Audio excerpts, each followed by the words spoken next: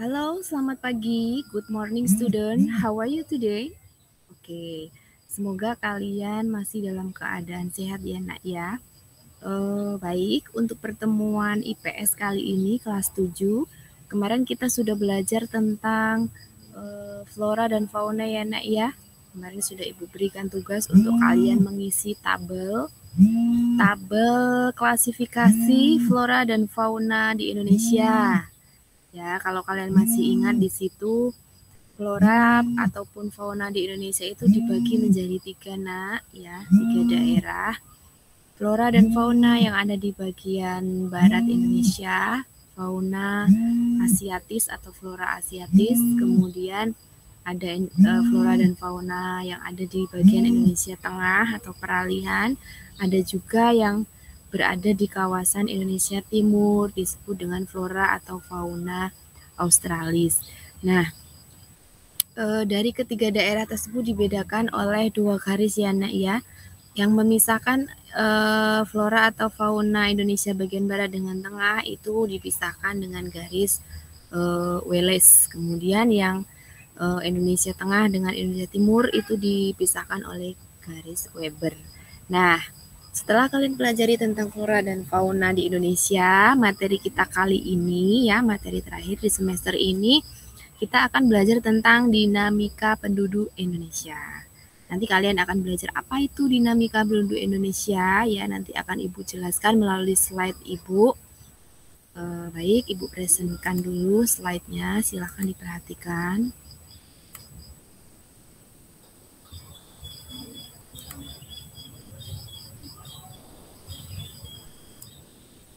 Oke, sudah terlihat ya, Nak ya.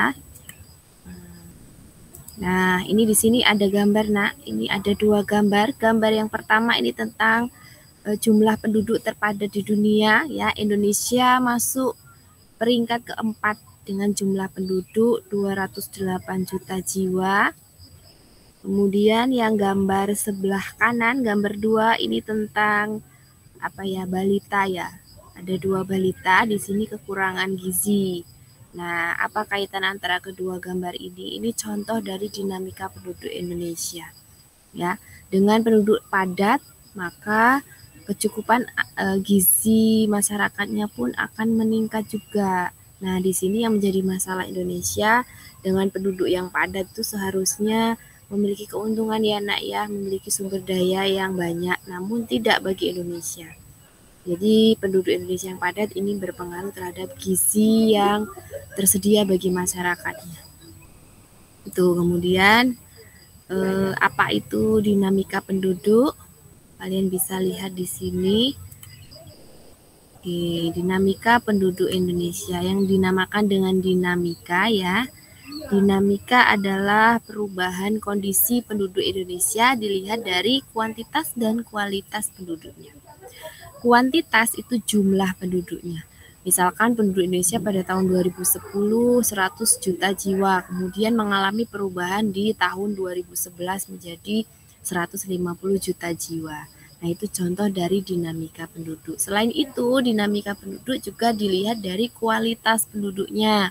Kualitas sumber daya alam, sumber daya manusianya ya, Nak ya. Nah, kuantitas penduduk ini dilihat pada tahun 2028 sampai 2030, Indonesia diperkirakan mengalami puncak bonus demografi.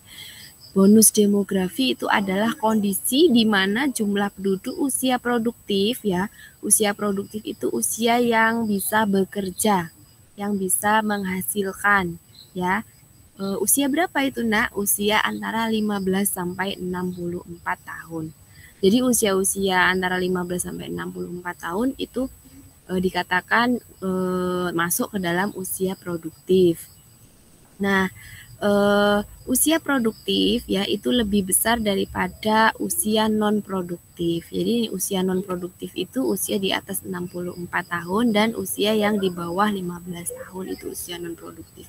Nah, kalian bisa lihat kalian sekarang usianya berapa? Masuk ke mana? Apa usia produktif atau non produktif? Nah, kalau kalian ya Ibu pikir kalian masih usia non produktif karena masih dalam tahap belajar, masih bersekolah. Nah, yang dinamakan bonus demografi itu di mana suatu negara memiliki jumlah penduduk dengan usia produktif yang lebih besar dari usia non-produktif. Oke, kemudian kuantitas penduduk Indonesia bisa diidentifikasi dengan melihat hal-hal sebagai berikut ya, Nak ya. Ya, di sini yang pertama jumlah penduduk. Nah, kuantitas itu menyangkut dengan jumlah penduduk. Kemudian berikutnya pertumbuhan penduduk. Nah, faktor yang mempengaruhi pertumbuhan penduduk itu ada kelahiran, kematian, migrasi. Kelahiran atau natalitas. Kemudian kematian itu mortalitas. Sedangkan migrasi itu perpindahan penduduk dari tempat yang satu ke tempat yang lain. Nah, itu yang mempengaruhi dari kuantitas penduduk Indonesia. Nah, kemudian yang ketiga ada komposisi penduduk. Komposisi penduduk itu pengelompokan penduduk ya dengan kriteria tertentu. Misalkan penduduk dikelompokkan berdasarkan usia, kemudian penduduk dikelompokkan berdasarkan jenis kelamin, penduduk pria berapa, penduduk wanita berapa. Nah, itu dinamakan dengan komposisi penduduk. Oke, yang pertama, untuk komposisi penduduk itu dibagi menjadi dua menurut usia ya. Usia produktif yang tadi sudah Ibu jelaskan dan usia non-produktif. Kemudian ada lagi komposisi penduduk atau susunan penduduk Indonesia itu berdasarkan jenis kelamin. Itu ada ya seperti yang sudah Ibu jelaskan. Penduduk usia muda, penduduk usia tua, penduduk usia dewasa. Nah, untuk komposisi penduduk berdasarkan umur dan jenis kelamin, ini biasa kita gambarkan melalui piramida, Nak. Lihat di sini. Ada 3 jenis piramida. Yang pertama ya, kalian bisa lihat piramida ekspansif, stasionari, dan konstruktif. Silakan lihat di situ bentuk-bentuknya. Nah, kemudian yang keempat ada persebaran penduduk. Kamu lihat di peta kepadatan penduduk di Indonesia pada tahun 2013 ya, Nak ya. Yang berwarna gelap, coklat tua, itu menunjukkan jumlah penduduk Indonesia yang banyak. Itu terkonsentrasi atau terpusat pada Pulau Jawa. Nah, kemudian yang warna muda itu menunjukkan kepadatan penduduk yang rendah seperti di Pulau Kalimantan, Papua, dan Pulau Sulawesi. Bisa dilihat ya, Nak ya. Nah, kemudian untuk kualitas penduduk, indikatornya itu dilihat dari pendidikan. Banyak tidak penduduk Indonesia yang mengenyam pendidikan atau yang bersekolah. Kemudian yang kedua dilihat dari kesehatan. Nah, untuk melihat kesehatan penduduk suatu negara itu dilihat dari angka kematian bayi dan usia harapan hidup. Semakin banyak angka kematian bayi menunjukkan tingkat kesehatan satu negara itu rendah. Sedangkan usia harapan hidup itu adalah taksiran atau perkiraan usia seseorang ya, itu mereka itu akan mengalami hidup sampai usia berapa.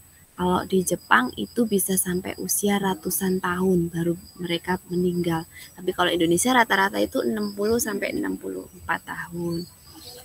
Itu kemudian yang ketiga itu perekonomian. Perekonomian penduduk dilihat dari daya beli dan pendapatan per kapita atau pendapatan per kepala keluarga. Nah, kemudian hubungan dinamika penduduk dengan kualitas penduduk Indonesia.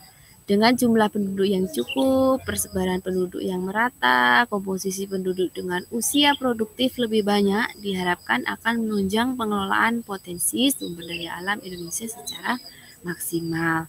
Selain itu, tingkat pendidikan yang tinggi juga akan berdampak pada manusianya atau kualitas manusianya.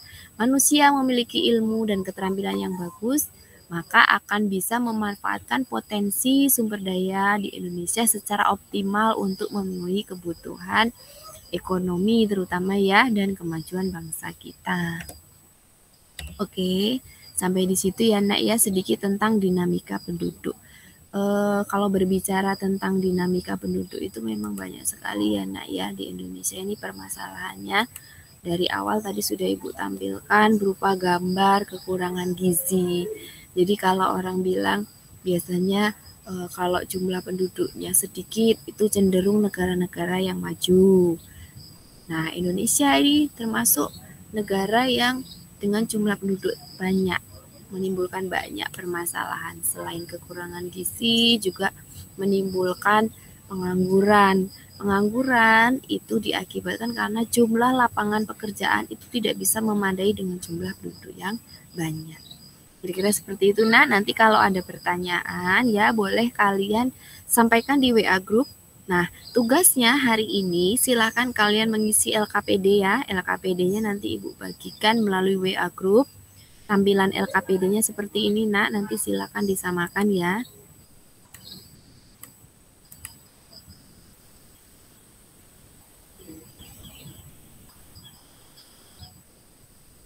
Ya, untuk tampilan LKPD. Nah, seperti ini LKPD Dinamika Penduduk Indonesia. Nanti silakan ditulis nama, kelas. Kemudian bisa kalian baca di situ ada tujuan pembelajaran kita. Langsung saja ya, kamu jangan lupa membaca petunjuk penggunaan LKPD. Setelah itu langsung ke aktivitas 1 yang A ya. Langsung ke tabel, kalian sebutkan faktor-faktor yang mempengaruhi dinamika penduduk. Misalkan faktor yang pertama jumlah penduduk, penjelasannya apa.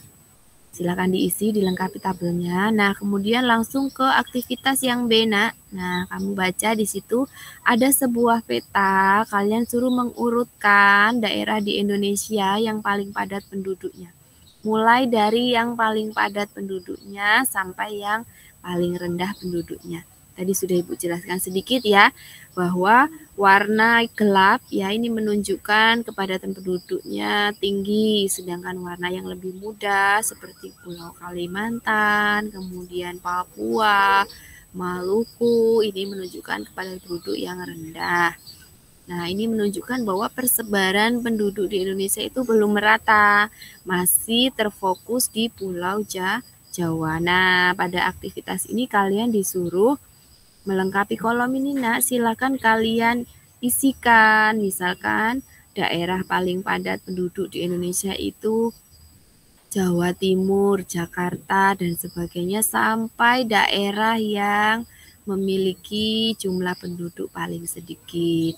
Kemudian untuk kotak yang pink, yang berikutnya ya, itu silakan kalian jawab pertanyaan.